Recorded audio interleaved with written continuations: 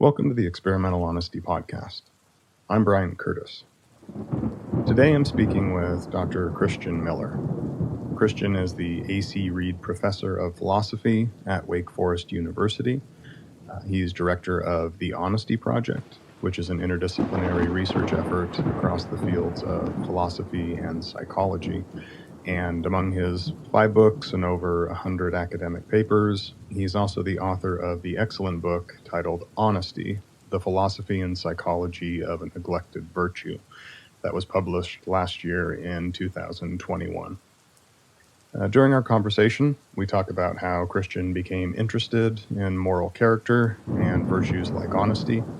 Christian will guide us in thinking about whether we're the type of person who has the virtue of honesty by examining our patterns of behavior and our motivations for acting honestly. We explore different strategies we can experiment with in our daily lives to close any of those character gaps that might exist between the honest people we want to be and our less than honest behaviors. These strategies include adding moral reminders of our values, drawing inspiration from role models of honesty, being aware of the temptation for dishonesty to preserve our reputation of being an honest person, and the benefits of truthfulness, openness, and forgiveness to find relief from guilt and other forms of psychological suffering.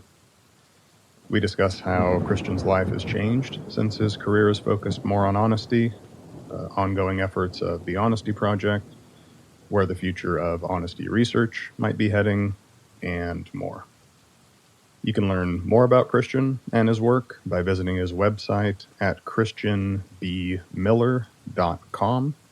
You can purchase his awesome books online or wherever awesome books are sold. And you can find him across various social media platforms by searching his username, which is @charactergap, which is all one word, @charactergap. During our conversation, Christian refers a few times to the Experimental Honesty app, which will be released later this year. On the app side of things, we can actually use your help in building this community by beta testing early versions of the app and giving us your feedback to make it as useful as possible.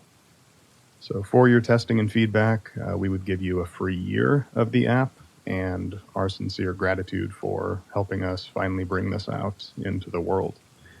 So if all of that sounds interesting to you, you can learn more at experimentalhonesty.com. I've been looking forward to talking to Christian for a long time now, and I really enjoyed this conversation. And I hope you enjoy it too. Okay, let's talk to Christian.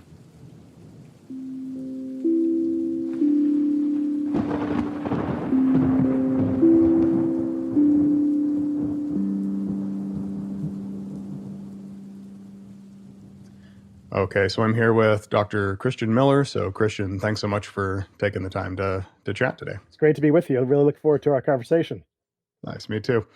You're the A.C. Reed Professor of Philosophy at Wake Forest University. You're also the director of the Honesty Project, which we can talk about today.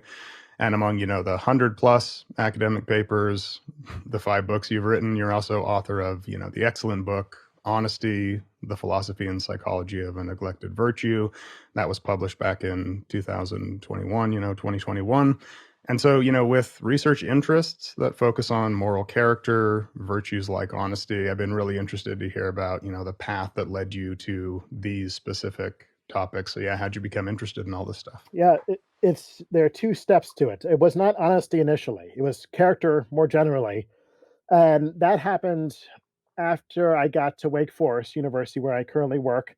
I was hired in 2004 and was, for the first few years on the tenure track, I was publishing in other areas of philosophy.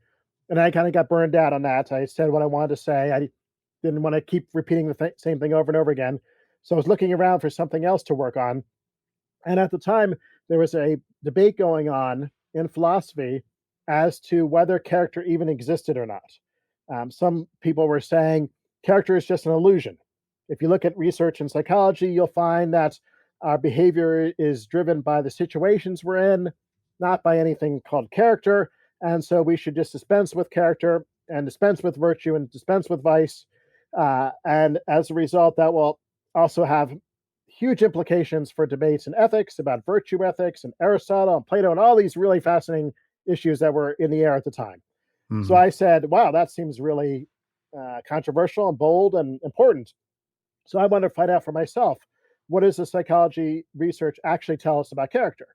And so I spent a while reading hundreds of studies and kind of crafting my own picture of what character actually looks like from the emerging research in psychology.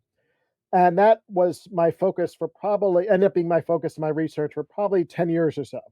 Uh, First, academically, I wrote a couple of books trying to articulate this picture. I think, empirically informed, empirically responsible picture of character. And then I had a thought, well, character really matters. A lot of people care about character outside of the academy. Let's see if I can take some of this research and bring it to a wider audience. So I wrote a trade book called The Character Gap: How Good Are We? Hmm. And my first real attempt to not like write like an academic and not sound like an academic, which is really hard when you're trained like an academic your entire life. And then after that, I pretty much had the same experience I had earlier, which was, well, I've said what I want to say. I've kind of got my view out there, responded to people. I don't want to just keep writing the same paper over and over again. Can I work on something related but fresh? And so I was casting around what's in the character world has not been explored very much. And there are certain virtues that have been just talked about at great length, but there are others who are just stunningly neglected. One of them is patience. Philosophers have said very little about that. Another is generosity, and a third is honesty. And you might be very surprised. Well, these are really big virtues, very important ones. How could philosophers neglect them? And I don't know the answer to that. But I did see that they were neglected. And so I really dove deeply into honesty. I said, look, this is especially important virtue. There are only two articles and pretty much nothing else in the last 50 years in philosophy on this. Let's do something about that. Let's change the sorry state of affairs. And so that was kind of my motivation. I first wrote an article, realized I had something to say about it, and then kind of blew that up into a full fledged book, which he said it just came out in 2021. And Hmm. then the Templeton Foundation was also uh, paying attention to this neglect of honesty and wanted to support a project to get other academics and other researchers on board with doing more work on honesty. Yeah. And as you mentioned, this being a neglected virtue, right? You talk about it neglected definitely academically in your, field of philosophy, but also neglected societal, right? In just daily life and in our politics. And once you have this kind of lens of honesty, it can be very interesting in terms of not just the academics and the empirical work, but in terms of your thoughts on it being a neglected virtue day to day in daily life. Yeah, what are your thoughts on that? Right. So you're right that the word I kind of chose that on purpose is ambiguous. The first intended meaning really was neglected in the academic research, but it is not completely kind of was not completely off my radar screen to think of it and neglected in other ways. Uh, when I look to society, I see every day a news story about someone found to be lying or cheating or stealing. This always seems to attract lots of media attention, whether it's a Ponzi scheme, whether it's extramarital affairs. We can run down the list. In college admission scandals, people trying to get into college for work they didn't actually do. Hmm. So it's very attention grabbing, and lots of people like to talk about it. My focus, though, was not. I try not to get swept up in the latest buzz or news story, because that can distort the prevalence of a phenomena. It may just be that certain celebrities or certain politicians or so forth are engaged in these practices. My focus has always been trying to be more systematic in the empirical study of something, and so I wanted to look, you know, in general, what are most people like? And the news stories weren't going to tell me about that, but the empirical research was going to tell me about that. At least, Hmm. to the extent the empirical research is of good quality.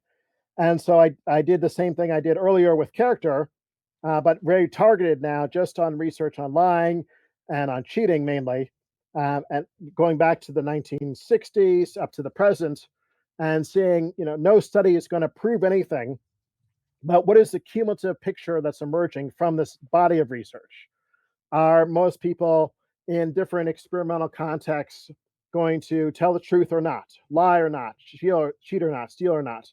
And then I came up with an answer. That's part of what the Hmm. book's about.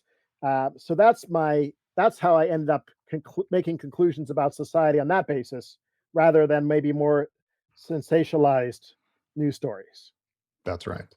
And so, knowing that that's really your focus coming from character and thinking about in terms of virtue, let's say the listener is wondering, I wonder if I'm the type of person, maybe I'm a little honest here, maybe I tell some white lies, but am I the type of person that has the virtue of honesty? Mhm. So, in your book, you develop this account of the virtue of honesty. You outline 5 specific kind of flavors of behavior that are incompatible with this virtue. These are lying, these are misleading. You mentioned stealing, cheating, promise breaking, and then you take kind of the corresponding virtue side of that. What do these then imply can be our virtues? Things like truthfulness, forthrightness, being respectful of other people's property, proper compliance, and then being, having fidelity to promises. And so there's obviously a ton there, and we're only going to be able to scratch the surface. I strongly encourage listeners to get the book. I really, really loved it. But so, how would you guide the listener in terms of figuring out, do I have the virtue Mhm. of honesty? Mhm. Yeah. Good, good, good. So I'll probably say a lot about this, so you can cut me off. I won't offend me. Take your time, Christian. So let's start at the bigger picture level with thinking about a virtue in general. So it's important here to distinguish between a virtue and just good behavior. Um, there's one thing to act honestly, it's another thing to be an honest person. Just like it's one thing to act bravely, it's another thing to be a brave person. So virtues in general, the way I think of them, following Aristotle and many other writers on character, is that they are both internal and external. Internally, they govern our thinking and our feeling. So how we think about questions of morality, right and wrong, and our emotions and our motivation, how we're motivated to act on moral questions. And then externally, it governs our behavior. So, with that picture in mind, we come to honesty. Well, it's going to have a similar profile. Honesty is going to govern honest thoughts. So, thoughts about, it's important to tell the truth. It's important to not steal from others. It's important to not cheat on the test. Honest feelings and motivation. So, when I tell the truth, what motivates me? Where is my heart? Is it because I don't want to get in trouble? Is it because I want to get a promotion? Is it because I want to make a good impression on others? Is it because I want to get rewards in the afterlife? Or I don't think those are great reasons or motives. Is it more like, um, well, I care about the other person, or I don't want to disrespect them, or they're my friend, or that would be the honest thing to do? Those kind of motives, which I think are better motives for an honest person to exhibit. And then we have the outward behavior. Well, what do you actually do? Do you tell the truth or not? Do you lie or not? Do you steal or not, etc.? So now let's take this and make it first personal. Like your question was, how do I figure out my own level of honesty? It's also a question of how do I figure out other people's, but let's start with myself. Well, the first place to start, I think, would be with behavior. So we want to kind of look back over the course of a certain period of time, let's say the past week. And then we want to think to ourselves, honesty pertains to lots of different kinds of behavior. So over the course of the past week, how often did I lie? That's one thing. But then there are other things. How often did I steal? How often did I cheat? How often did I give misleading answers? How often did I break my promises? And there are others besides that. Those are the big five, but there are other things. Hmm. Um, how often did I BS, bullshit other people? How often did I engage in hypocrisy and other actions like that? And so we can kind of get a picture of our behavior by looking just at a concrete period of time, like a week, and seeing what pattern emerges. In doing so, I hope we would be honest with ourselves. Now, if there's a tendency to rationalize, there's a tendency to make ourselves look better than we really were. So, no, yeah, I didn't really mislead anyone. Well, maybe you did. Uh, but if we're honest with ourselves, then we can think, okay, one failure here is not going to be prohibitive. In other words, if I lie one time, that doesn't make me a dishonest person or disqualify me from being honest. But is there a pattern that's emerging? A Hmm. pattern of repeated, and then fill in the blank, repeated cheating, repeated stealing, repeated lying. If there's a pattern that's emerging, that's kind of a consistent pattern that we're seeing, or that you're seeing, introspectively, then that's a red flag. That's a red flag that's perhaps you haven't made it yet to the standards of virtue. Um, one necessary standard that you have to meet is having a good pattern of honest behavior. And maybe you're not there yet. However, that's not the only standard. So that's why we started with talking about virtues in general. So, okay, let's suppose the behavior checks out. Okay, I've had a good week. And then, of course, you want to think broader, months and years, and go back further in time. But overall, I would say I'm behaving pretty well. Well, that's a check mark for sure, and I'd much rather see that than the opposite. So, Hmm. that's why I want to start there. And if that's looking good, I want to say big thumbs up. It's necessary, but it's not sufficient. However, we need to then turn introspectively, really introspectively, into our own psychology and ask, well, why did I do those things? Well, where is my heart? Um, I had an opportunity to, you know, uh, take this wallet that someone had dropped and pocket the money. I didn't. I returned the wallet. But why did I do that? If it was just because I want God to reward me in the afterlife, well, that's self serving again. That's egotistical or egoistic. Hmm. It's all about me. So my motivation isn't yet in the right place. Any self centered motivation, if it's all about me, that's not going to count as virtuously honest. So then now I look back over the week. Sometimes maybe it was self centered, but maybe a lot of times it wasn't. Maybe it was other centered. One self centered motive, one time, isn't going to be prohibitive. It's not going to disqualify you. But what is the pattern? Same kind of thing, discussion now. What's the pattern of motivation now over the course of the week when I was in opportunities that engage with honesty? And if the overall pattern is one that looks like it's not self centered, it's more other centered, it's more dutiful, it's looking at things the right way from a motivational perspective, then we're in much better shape. And now I'm thinking maybe there's some other things questions we need to ask, but at least I'm going to say big, big, big thumbs up, and we'll stop there. Great. And one thing you touch on, and that I was curious about early when reading your work about this being a virtue, right? And how do we get to the state of we've achieved this as a virtue? And looking at motivations, that self centered versus other centered, oftentimes the bar matters. Like, where do we put this? And one thing I really appreciate about it really seems like you take this more of a middle path approach of, hey, short of excellent or all the way there is not nothing. It's this is kind of a practice, this is a process, but being aware of our own behavior and our motivation, this can be that first step to then make these changes to get us there. And so I don't know if there's more to say about this not being an all Mhm. or none Yep, process. yep, Yeah. yep, yeah. There is lots more to say. Uh, so let me do a quick historical footnote, and then say more some more practical things. Hmm. Historically, the Stoics thought it was all or nothing. So the Stoics believe that either you are perfectly virtuous or you're not virtuous at all, and you're vicious.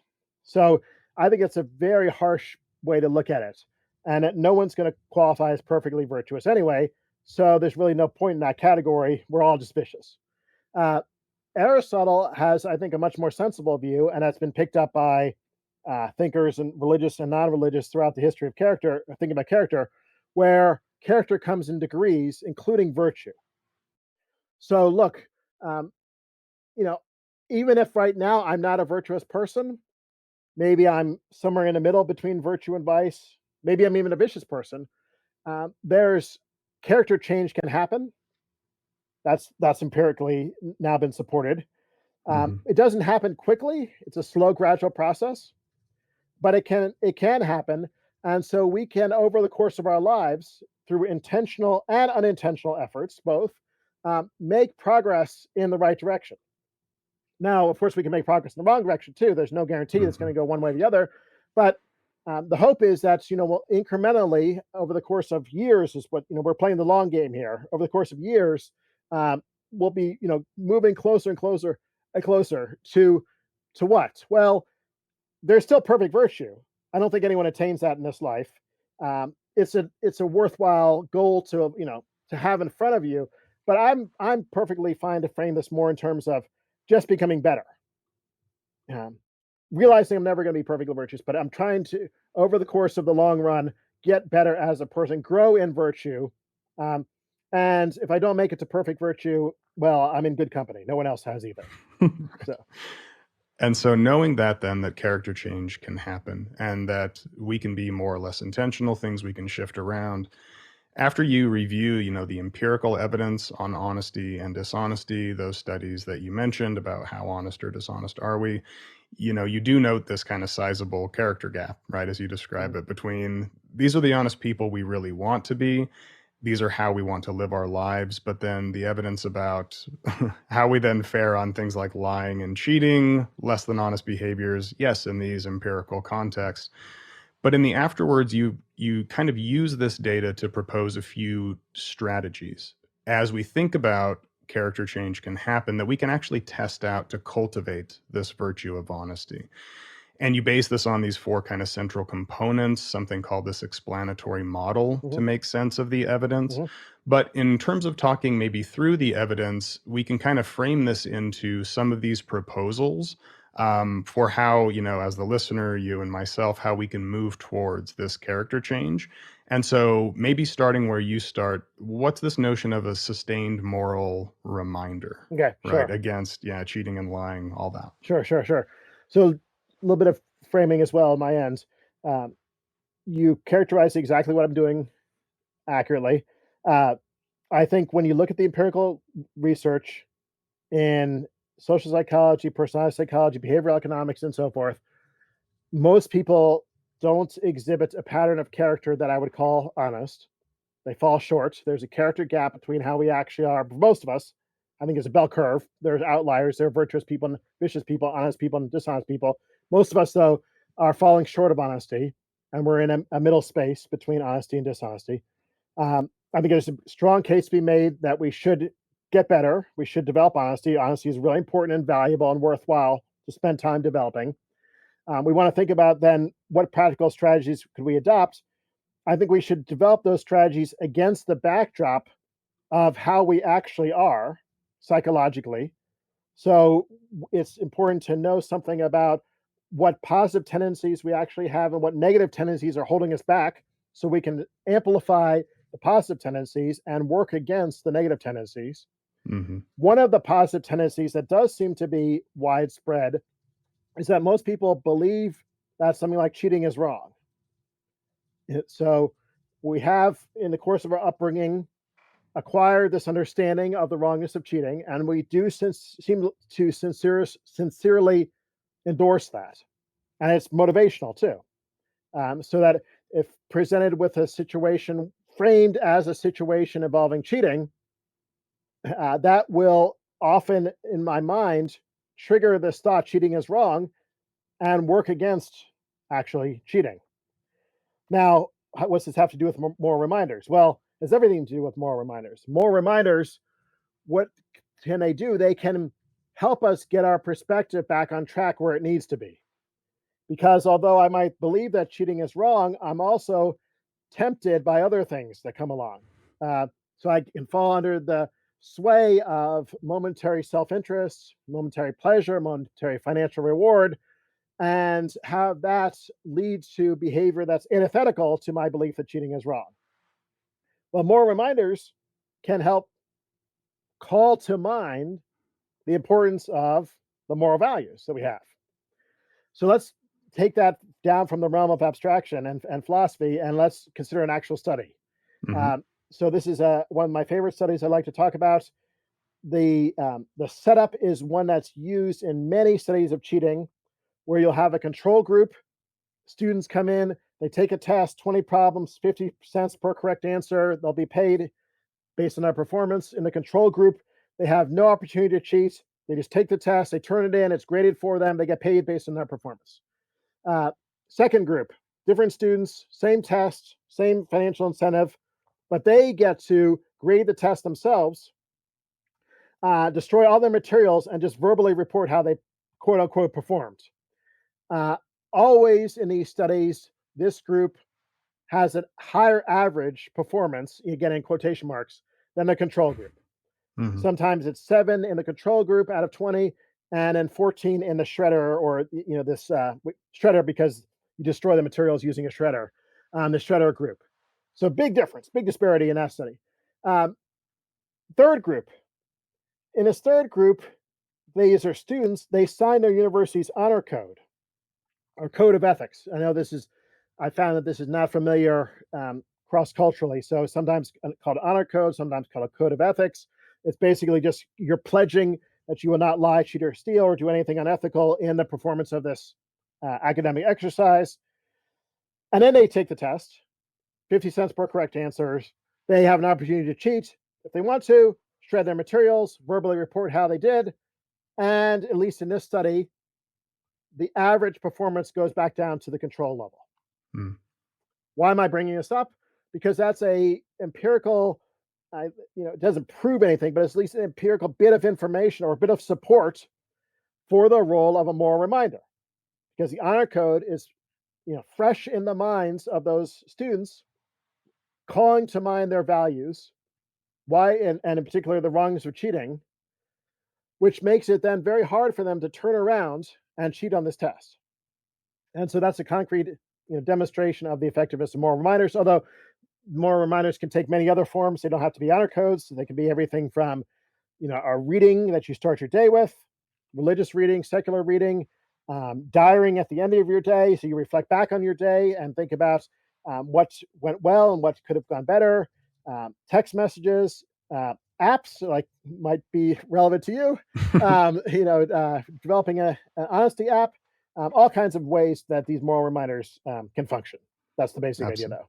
Yeah, absolutely. And so you're one of those professors. I think I've heard that you'll actually stand up and do you read the honor code, or you have the students read it too, right? I I think I heard you Yeah, talking about that. I go a little bit overboard probably, but I figure there's no harm. I mean, it can't hurt.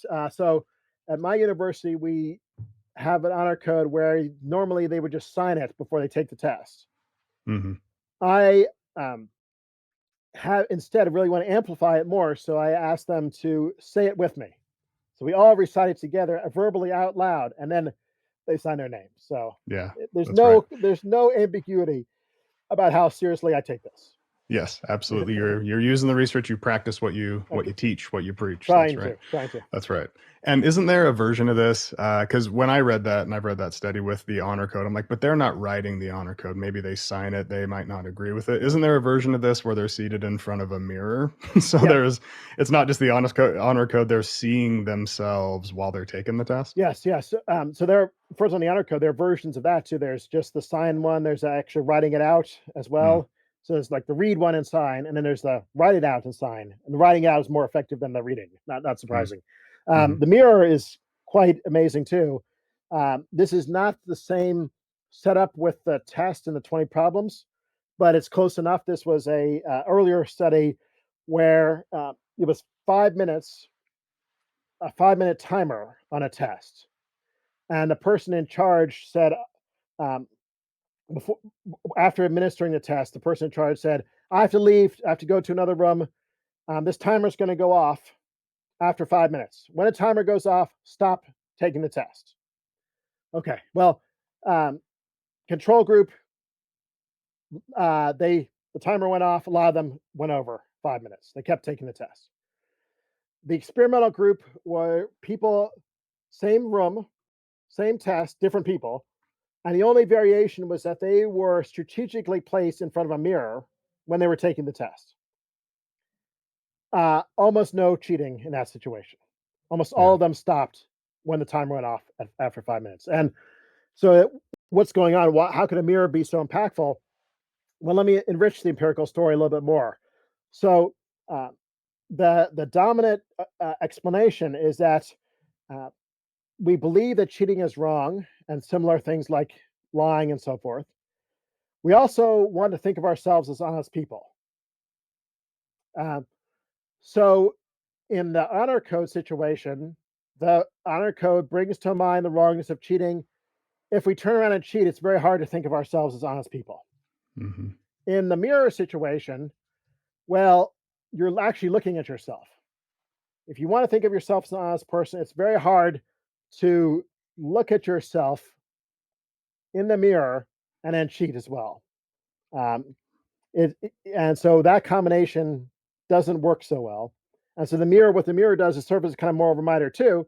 It reminds you of how you want to see yourself and of your values, and then effectively blocks motivation to cheat in the next period of time. So Yes. So for all of us curious about this, any reminder that brings this kind of to the forefront, whether it's an honor code, whether it's that's right, looking in the mirror, keeping a diary. I know Judy Kettler, who the journalist, the writer, who wrote the book "Would I Lie to You" that we talked last episode. That was critical for her. Is just going over like it's really hard to ignore things when you're paying attention to these slight or not so slight lapses in honesty, mhm. dishonesty day to day. And so something related here are these role models of honesty Mhm. as well. So can you talk a little bit about that? Yep. So this is another strategy that is not. By the way, many of these strategies are unique to me. I didn't discover them. Yeah. Some of them have been around for thousands of years. You can find the idea of role models in ancient Greek philosophy. You can find ancient Chinese philosophy with Confucius. Um, and here again, the idea is to amplify the positive side to our character. Um, we'll probably talk a little bit later about kind of tapping down on some of the negative sides, but I really think it's important to draw out some of the good. I don't want to have this pessimistic picture where we're vicious or rotten to the core. Hmm. So we do have this capacity, it seems like, to witness exemplars of morality or moral role models or moral heroes or moral saints to learn about their lives and be powerfully moved by their lives in such a way that we're inspired to become more like them. So, in the case of honesty, that might be Abraham Lincoln, the kind of paradigm in American culture. It could be your grandmother. It could be a coworker, whoever. You see the fine excellence of their character, at least in this area. Hmm. No one's perfect. All the standard examples have some bad sides to their character too, but at least in this compartmentalized area, you admire that part of their character, but not just at a distance, as if you're like, an academic exercise. You admire it in such a way that you're emotionally, it taps into your emotions. You're emotionally moved. You're inspired. The psychologists would say you're elevated to want to raise your character to their level, to be more like them in that area of their life. Rather than bringing their character down to your level, you bring your character up to their level. And this does seem not just with respect to honesty, but across the board, have powerful motivational implications for growing as a better person. Um, Now, there are subtleties and there are variables that factor into this. It makes a difference, for example, whether the role model is more distant from you historically or more contemporary. It matters whether the role model is so excellent and above you or not, or is more relatable. If it's the role model is so excellent, actually be counterproductive because it could discourage you. Say, Hmm. I could never be like that, so why even bother trying? Whereas someone who's more relatable, like a parent or a friend or coworker or something like that, you still see their warts and their flaws, but you say, no, that I can do better. Um, these kind of variables do play into it. Although I wouldn't want to say, it only has to be contemporary people. We see many cases of people being inspired by Socrates, Jesus, Confucius, and the like. Even fictional role models can matter. Hmm. I personally was powerfully moved by Les Mis and the story of Jean Valjean, and how in that story, without giving too much of it away, a priest was willing to forgive Jean Valjean as when he could have turned him in and basically condemned the rest of his life to jail, and that powerfully changed Jean Valjean himself and his character for the better. Yeah. So lots of different issues and variations here, but the basic idea I think is well supported that role models of virtue can have a positive impact in cultivating virtue. Of course, there can be role models of vice too, so you have to be careful. Hmm. You want to be able to kind of pick out the correct role models. Vice role models can be dangerous. You don't want to role model, obviously you don't want to be using, Hitler or whoever your vice example is as a role model. Although there's one last thought here, Hmm. sometimes they can be effective as counter role models. So I can see, okay, this is what the life of vice leads to. This is what a vicious person is like, and you could be so repulsed or disgusted, or just turned off by that example that you say, I want to go in the other direction. I want to make sure I Hmm. never go down this path to become like that person. So, And it also seems that by using those kind of counter examples, there are, numerous examples too of this slippery slope. Like they started out one way, mhm. but by dipping into deception or dishonesty, it leads to this, which snowballed to that. And so using those lessons. So number one, no spoiler alerts for Les Mis. I appreciate that. And then number two, the really cool thing when I read what you said about that, focusing on those especially impactful role models that are, ones that are attainable and relevant to us. Very similar findings in work on mental illness, the stigma around Hmm, mental illness, which is if we, like a celebrity comes out and they say they've struggled with depression, anxiety, schizophrenia, whatever it is, that can be very reassuring and validating to people. But actually having that person that that hmm, coworker, that colleague who comes out about their struggles with mental illness, far more tends to be far more impactful because it's relatable. These are examples we can, it doesn't seem like you said so far elevated that it's, interesting. well, why even try? I'm not that person, right? Whereas we definitely can see ourselves. So I like that kind of Yeah, cross discipline that's finding for great. I, sure. I was not aware of that, but it makes perfect sense once you explained it. So that's Totally. cool. Yeah. Yep. Cool.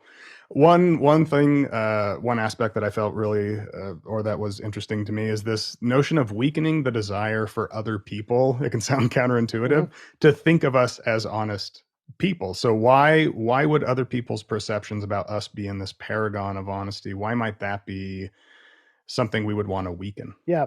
So now we shift to the other side of the story, which was, there's some negative aspects to our character that we might want to try and weaken as and after in addition to amplifying the positive aspects. And the two I focus on are a desire to think of yourself as honest and a desire for others to think of you as honest.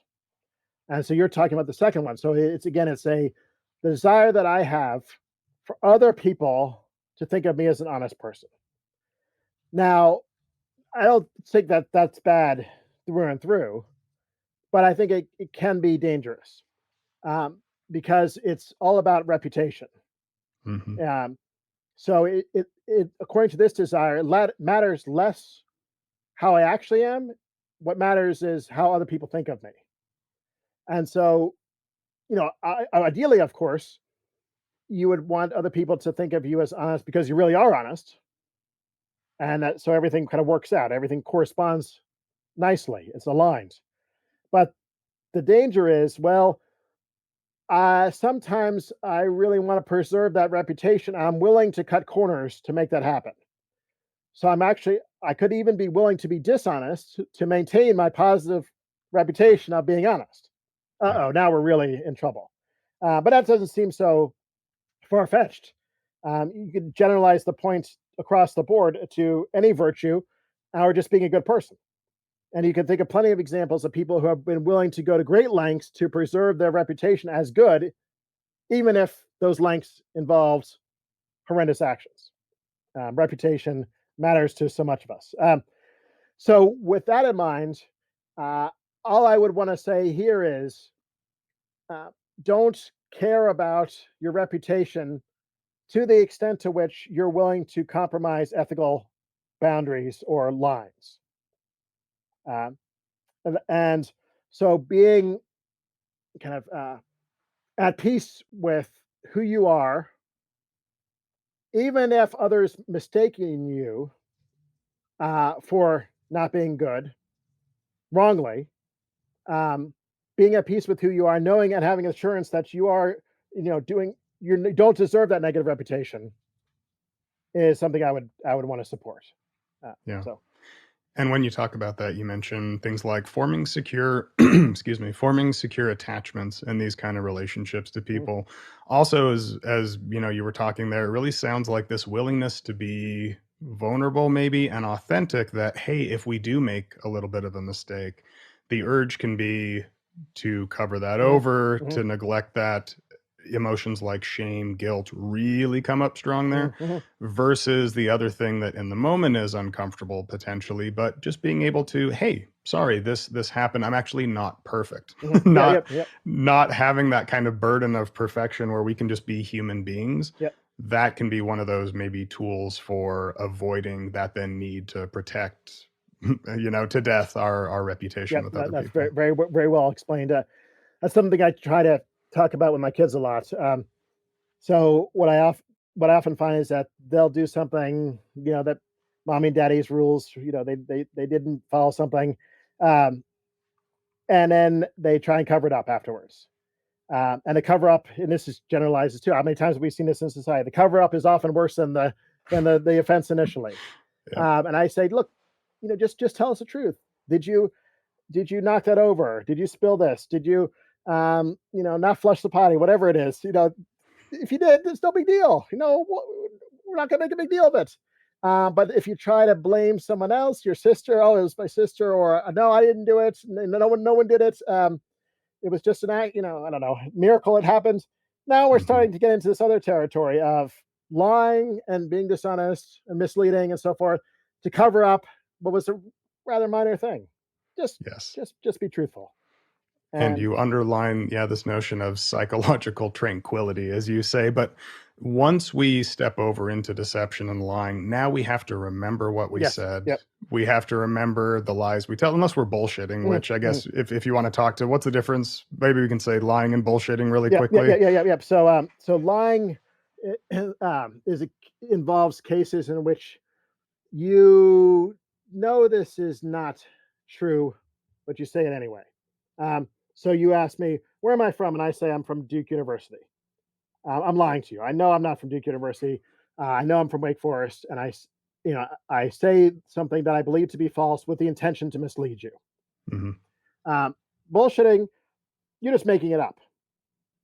You're just fabricating these claims out of thin air, not because you care whether they're true or not, but for some other purpose. Uh, so you're trying to sell. This is an example from a philosopher. You're trying to sell some umbrellas, and so you say, look, the weather's going to be really bad the next few days. You have no idea whether the weather's going to be really bad or not.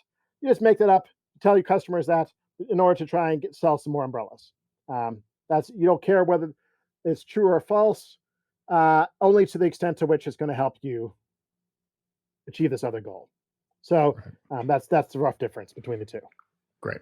And so let's assume that we're not bullshitting. It is an actual lie. I didn't, or I didn't flush the Mhm. potty. I'm Right. blaming my sister.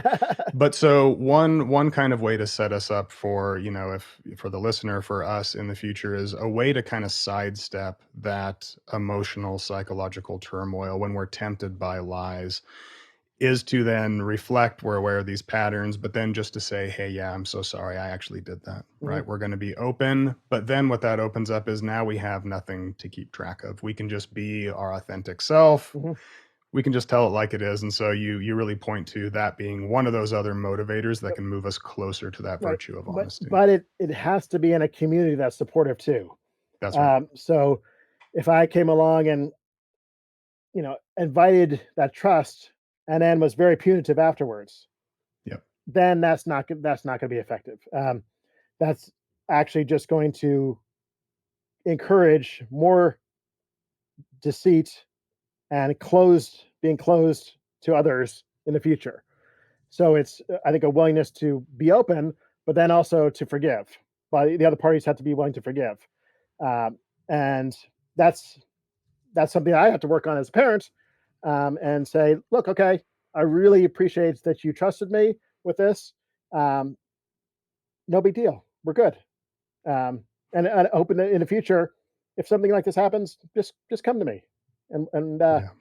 and all is forgiven. So Yeah, and that's yeah, with our 4 young kids, that's definitely a practice for me too, is there's that urge in the moment to respond and react, and guess what? If you do, well, that's another thing if you're journaling, if you're taking notes, mhm, like, "Hey, I might need to work on that to be more virtuous." yeah, And I think really that over time with your children, let's say, now they know, "Hey, I can go to dad mhm, and tell him when this happens," and that's fostering trust now, mhm, right? I'm not gonna get yelled at, there's not that punitive outcome, and all of a sudden you're now in microcosm fostering this virtue that, these ripple effects that we can't see. That's a really powerful yeah. thing. That, Yeah, that's the for sure. goal. I have to say that less less is coming across as if I've actually achieved that goal. It has not. So You are the most virtuous philosopher we have, Christian. false.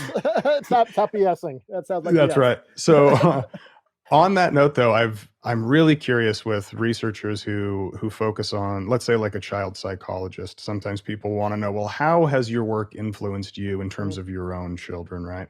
For you, in reading your work, over the years, I'm really wondering about how has your life changed at all, since your career has taken this shift from, character and now focus specific on honesty, having that new lens, having that increased awareness with everything you write about. Any notable shifts that you've seen just day to day in your own life? um, so if I'm being honest, which seems appropriate, Mhm. given this context, you probably get honesty jokes all the time like that. Yes. To be honest. Yes, yeah, it gets. I know it probably gets old. The truth is, for me, I have a real tendency to compartmentalize, and it's an unfortunate tendency. So I have a tendency to, here's my academic research. I'll work on that, and then I'll shut the computer, I'll shut the office door, and I'll leave it behind. And now I'm going into my home life, or now I'm Mhm. going into, I don't know, the gym or something like that, and keep these pretty separate. Um, and that's something. And so it speaks to your question, because the easy default for me is just say, oh, this is what I do in my professional life, and I don't carry it over to other parts of my life. I'm trying to work against that, though. I mean, I am. This is a part of my own character building and my own character gap that I'm trying to fight against. So, with respect to honesty specifically, let's think about it in a school context and then in the family context. Mhm. Um, in a school context, it's clearly had an impact with respect to academic work that my students uh, do for me, and we've already touched on this with the honor code. Mhm. So at Wake Forest, we have an honor code, but we treat it somewhat lackadaisically. I would say we don't value it and emphasize it nearly as much as we should. And because of my own work, I'm really trying to do something about that as far as I can, at least in my context, my own classrooms. We already mentioned about how, we recite the honor code for every test. I emphasize in my syllabus for all my academic work, on my paper assignments, for everything they write, the value of truth, the dangers of plagiarism, what constitutes plagiarism, how it's not enough just to cite a quote. If you take an idea from someone else, not quoting it, if you just take an idea from the internet and put that into your paper with no attribution, that's dishonest. That's someone else's intellectual discovery. They deserve credit for that. You didn't come up with that yourself, and that's a failure of the virtue of honesty. So I'm trying to kind of have this seep into all aspects of assessment, of student assessment, whether that's exams or papers. Yeah. In my personal life, we've also just touched on this as well with kids. Um, first and foremost, that take that role modeling idea. I'm trying to role model honesty with my kids. Now, that creates something of a burden because I'm not always honest, and so I feel bad when I'm not in front of the kids. I feel like I'm letting them down, or I'm role modeling the opposite. But I am trying to provide an example. So I will talk with them about the honesty project. I talk about the honesty research, I dedicated the honesty book to my daughter. We talk about what the ideas are. I say, things like, well, because I work on honesty, I try to be honest with you all, and in this case, here's the truth. We emphasize promising and so forth. So I'm trying to do that stuff. Uh, but then I also provide more reminders. So I am taking Mm, these strategies and trying to be using them in the context of raising kids, reminding them of, you know, what's the honest thing to do?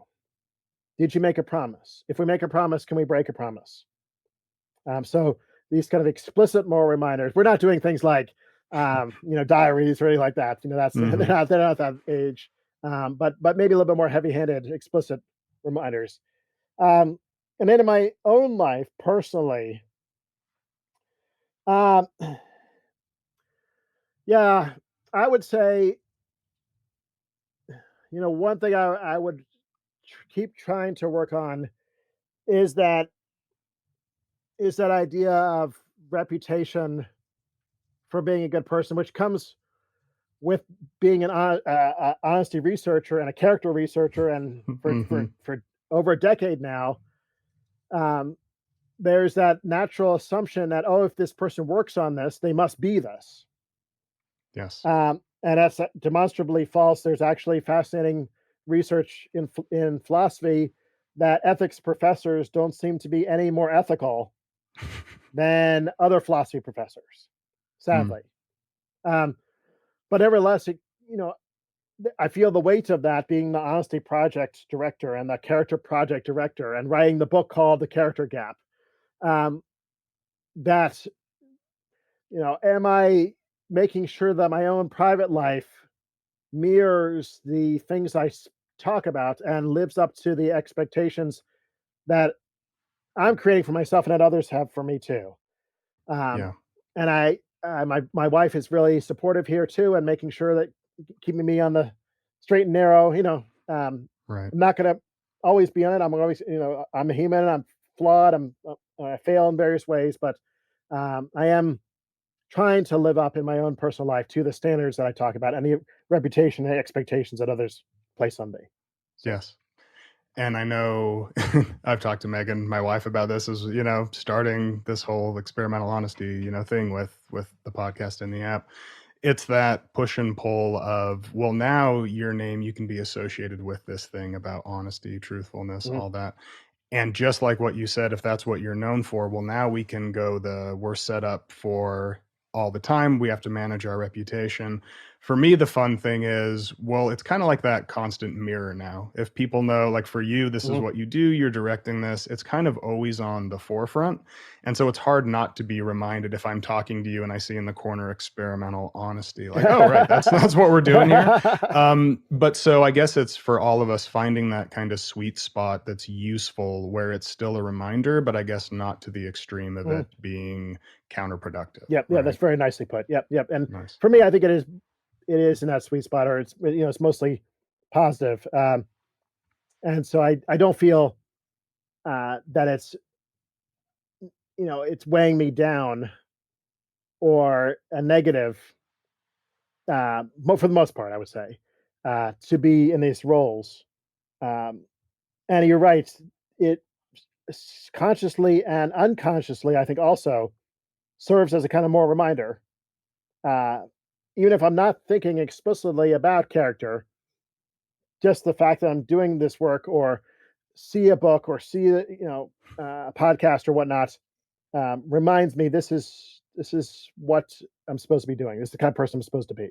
So yeah, Yes, that's good. absolutely. Yeah. And so speaking of podcasts, when you were on the Seize the Moment podcast, Hmm. right, they asked you about like where you see the future of honesty research Hmm. going, and Hmm. importantly, like where you would want the future to go. And you really hit this sweet spot again between kind of balancing this empirical, let's do the basic science about honesty, Hmm. dishonesty, all Hmm. of that, with also efforts for these practical interventions we've been talking about to really increase this virtue of honesty, both individually and on a societal Hmm. level. And so, a lot of, as director of, the Honesty Project, the research that's underway, maybe we can chat a little bit about where you see it going, but also like fundamentally now that it's been a while since this project has been launched, how's that kind of going to Mhm. balance both of those? And yeah, your thoughts on where you currently are. Yeah, good, good, good. Yeah, let me talk a little bit about where I love to see honesty going in theory, and then Hmm. I'll transition to what we're doing now with the Honesty Project. Um, so in philosophy, like we said, it was just a stunningly neglected virtue, and we've tried to change that through our efforts, and we're getting some momentum of more publications coming out in honesty. Um, I love to see in the future in philosophy a lot more emphasis on just understanding what honesty is. Just start. Let's start at the theoretical, the abstract. Let's define our terms. Let's get clarity. I put forward my own view out there in the book. Almost certainly it's wrong or it has problems. Let's now kind of go to the next phase of having people pro- show why it's wrong and put forward better alternatives and make progress through criticism at discovering what I think are truths. I think there are just truths to discover here about what honesty is. In the empirical research, uh, going forward, I would love to see a lot more emphasis on interventions and character development strategies. So if we're talking about, where would I love to see honesty research headed in the next 10 to 20 years? Um, let's let's develop and test different ways to cultivate honesty.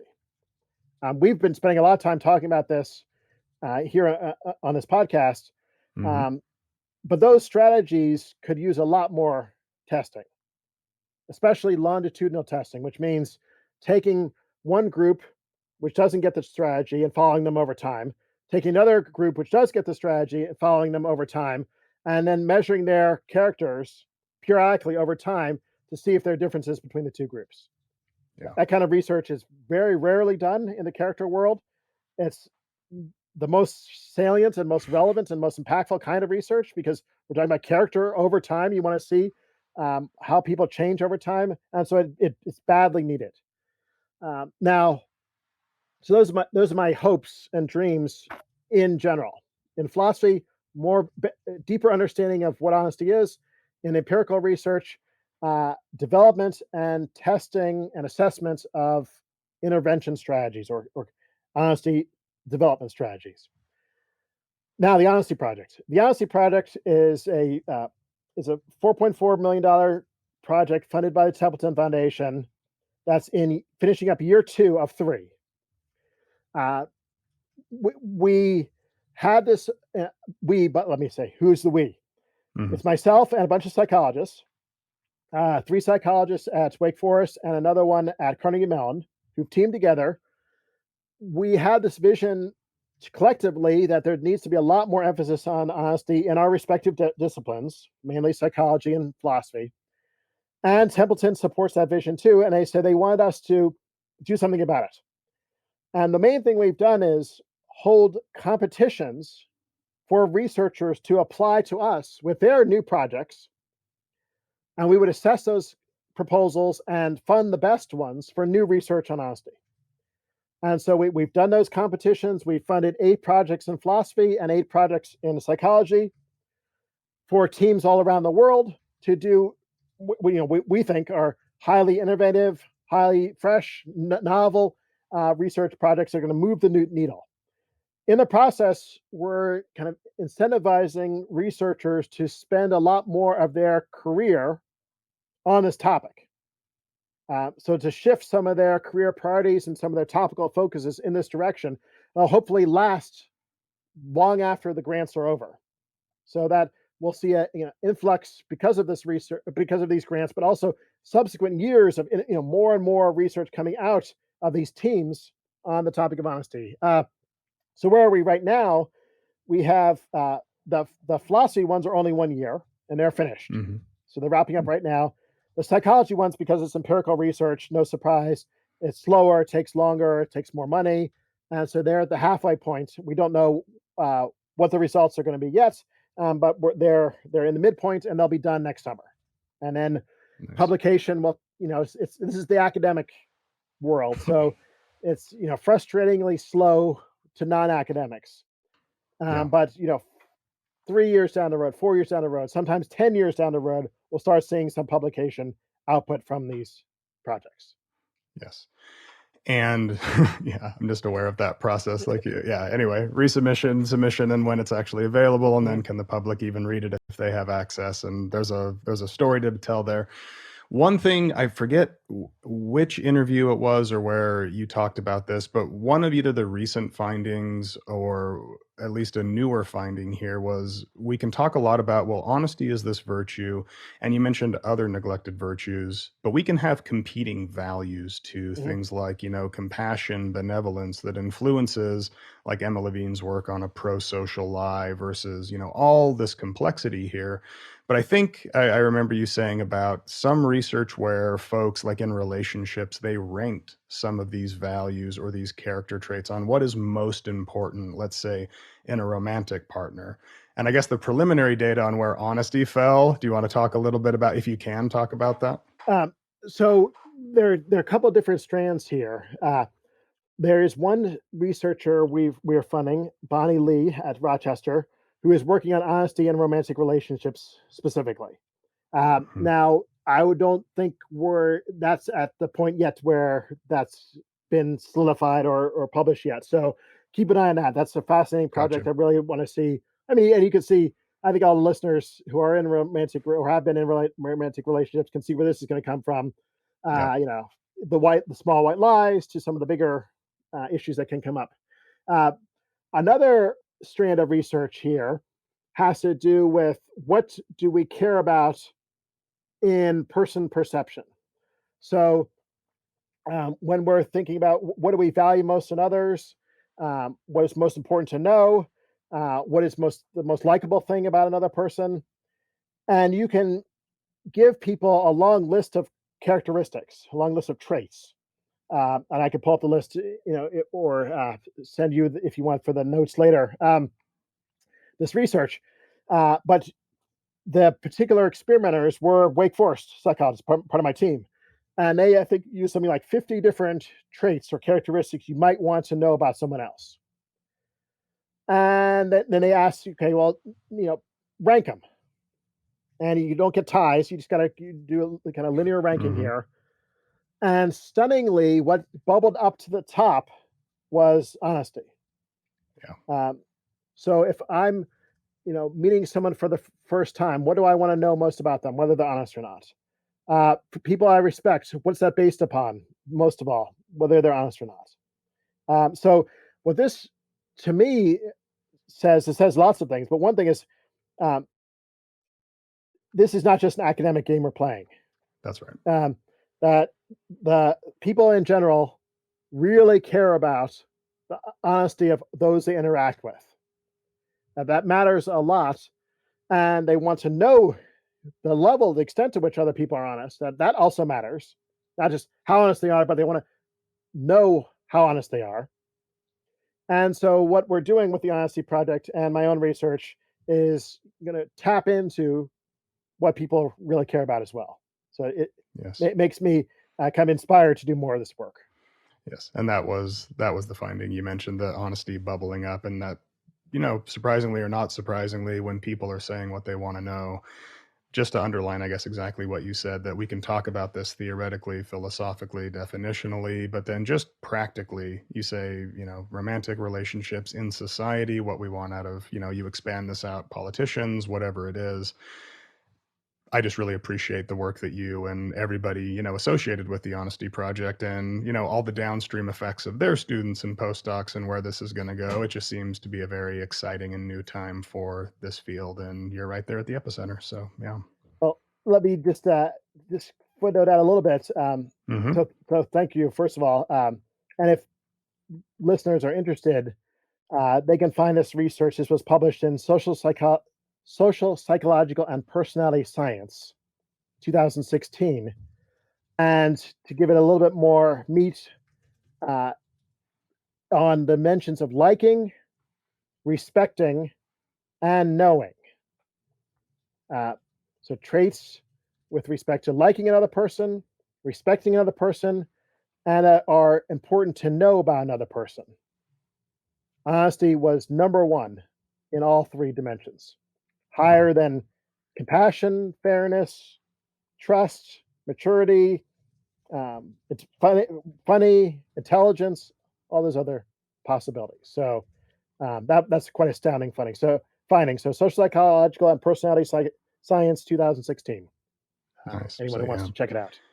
So yeah, take that intelligence, right? Honesty. No, I'm just kidding. Yeah, But so in the limited time we have, I mean, I've said it before, I'll say it again. I mean, the book is so rich that you've written, and your work. I mean, we're just touching the surface here, and so for the listener who's interested, we'll definitely link to to all the relevant books and your website that we'll talk about. But is there anything we haven't touched on in the time that you're particularly excited about? You feel like we'd be remiss for not bringing up right now?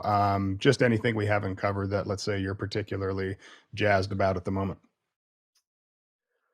so there's one kind of spin-off of the research on honesty that I'm doing recently that I'm pretty excited about. And that has to do with honesty and social media and the internet, Mm, more broadly speaking. So I had this kind of default assumption that, well, the internet is kind of pervasive dishonesty. You can't trust anything you see on a lot of these platforms. And then I got into some of the empirical research here, and I found it was kind of a little bit more nuanced, a little more complicated than you might have thought. So yes, some of it is not very trustworthy, but big swaths of it are. So when it comes to Facebook, seems more trustworthy than I would have thought. LinkedIn and job platform sites like that, text messages and emails, uh, anything where there's a name attached to it, where it can be linked back to the person. Uh, the research actually gives me confidence that that's pretty reliable stuff.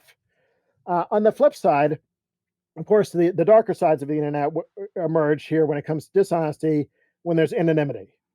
Um, yeah.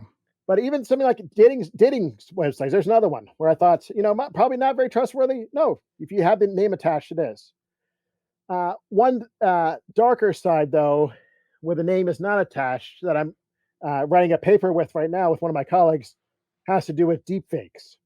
So Mm, deepfakes are videos where, through machine learning technology, the video is altered, and say a face is swapped out with someone else's face, or a voice is swapped out with someone else's voice.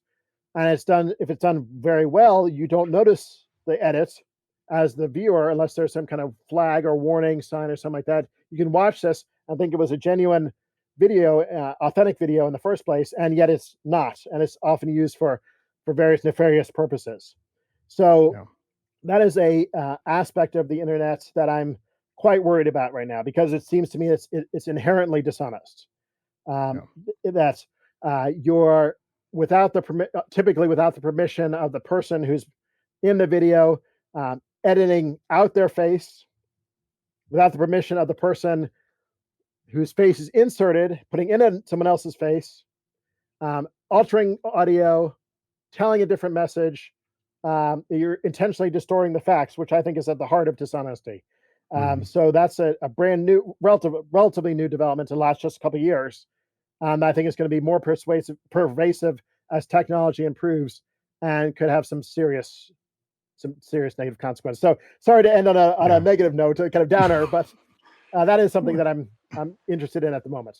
I mean, we're just talking about civilization downfall through technology and deception and honesty, but I think it does. Yeah, deepfakes. When I was aware of that, that really underlined, like, wow, now we have deception and dishonesty writ large. Where unless we have the code, maybe if it's tagged, how do we even know? Let alone the current climate we're in, about can we trust different sources? Well, now we have something that even if we see a video or hear an audio clip, how do we differentiate that? And so we can frame it in the positive of just a lot more challenges for very thoughtful reflection and work, and ultimately it sounds like legislation and Mhm. all that moving I forward would think with so. this virtue of honesty. Yep. Yeah. Yep. Well, Christian, before we end, for listeners who are interested, they might want to continue the conversation. I mean, how can they find out more about you and your work? Uh, I have a website, Christian B. Miller, .com. That's pretty good entry point, I think. Um, I'm on social media. Even though we just talked about social media, I'm still on social media: Facebook, Twitter, LinkedIn, Instagram, all the same place. Character Gap, one word, at Character Gap. And then the books are at the usual places too. Amazon, or if you don't like Amazon, other booksellers. You can search for Honesty and my name, Christian Miller, or the earlier trade book, The Character Gap. So Perfect. that's what I would recommend. All right. Well, Christian, once again, I mean, thank you so much for taking the time today and just for all of the, incredible work that you have done and continue to do. It's been fun to follow your work, and I look forward to continuing to do that down the road. Thank you for your time and interest, and also I'm very interested in following your work and looking forward to the app too. Great. Well, yeah, we'll definitely keep in touch, and to be continued. Yeah.